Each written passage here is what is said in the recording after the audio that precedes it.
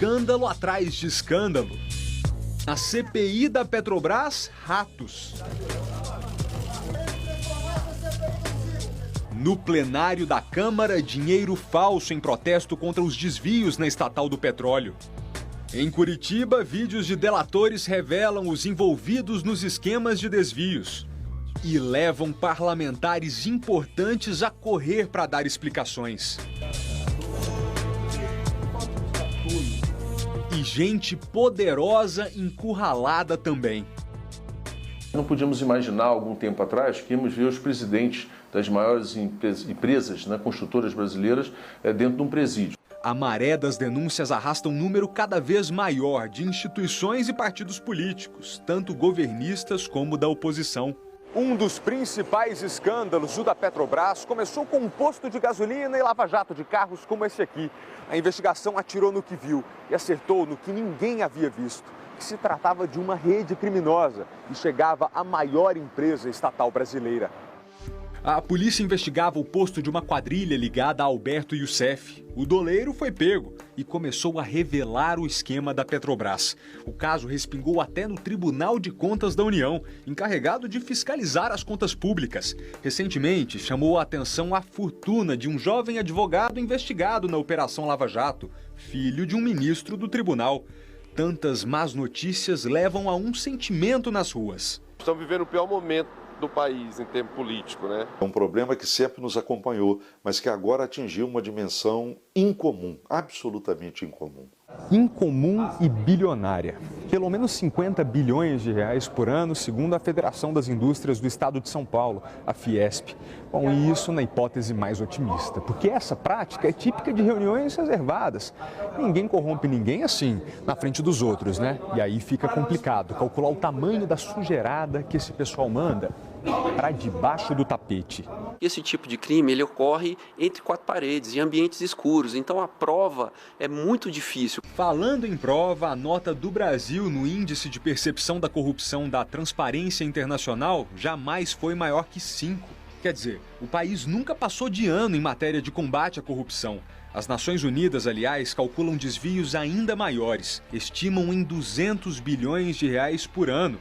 Uma fortuna 7 vezes maior do que tudo que o governo gasta com as 14 milhões de famílias atendidas pelo programa Bolsa Família. Eles roubam e quem paga as coisas somos nós que pagamos. Como a água aumentou, o feijão, a carne. De acordo com a última pesquisa da CNT, a Confederação Nacional do Transporte, o Congresso Nacional e os partidos políticos são as instituições das quais os brasileiros mais desconfiam. Mas o problema não está só aqui no parlamento, tem a ver também com o que os políticos fazem para chegar até o poder. Para você ter uma ideia, a campanha eleitoral do ano passado custou 5 bilhões de reais, de acordo com dados do Tribunal Superior Eleitoral. É muito dinheiro e grande parte vem de empresas privadas que fazem doações de olho no que os eleitos vão poder oferecer depois. Para a Ordem dos Advogados do Brasil, o financiamento empresarial de campanha tem que acabar. Os mandatários acabam, por mais das vezes, prestando contas a quem investiu em suas campanhas do que ao povo que o elegeu. Isto está na raiz da corrupção. As empresas estatais brasileiras são uma mina de ouro para gente desonesta.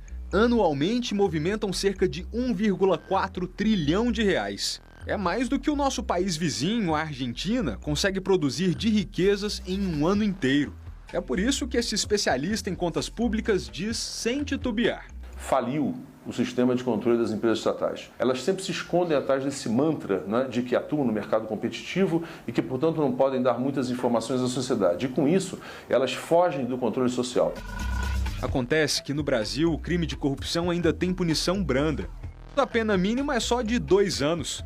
O Ministério Público Federal também acha que é pouco. É uma piada de mau gosto o combate à corrupção atualmente no Brasil. São recursos que deixam de ser aplicados em educação e saúde e que as pessoas morrem no final. Então, o crime de corrupção é muito pior que o crime de homicídio. Mas só prender o corrupto não basta.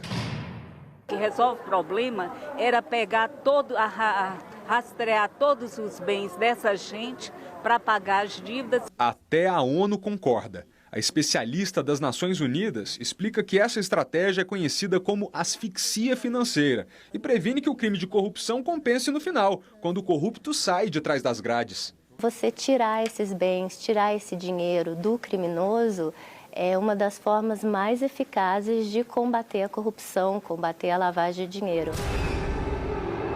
Ficou na memória dos brasileiros a imagem do ex-governador do Distrito Federal, José Roberto Arruda, recebendo propina no esquema que ficou conhecido em 2009 como o Mensalão do DEM. Mas qual é a diferença entre os grandes corruptos e este homem? O motorista queria se livrar de uma blitz depois de ser flagrado com drogas.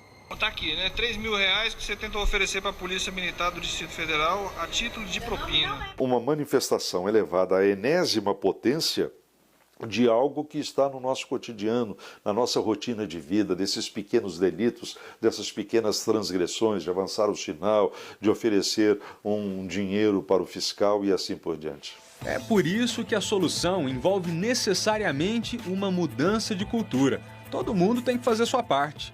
Cada não que um brasileiro disser à corrupção, em cada pequeno ato, ele estará contribuindo com seu gesto, com seu ato, para o combate à corrupção no Brasil como um todo.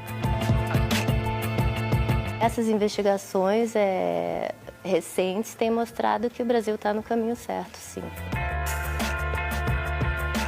A gente só torce para que mude e a gente volte a sorrir novamente, né?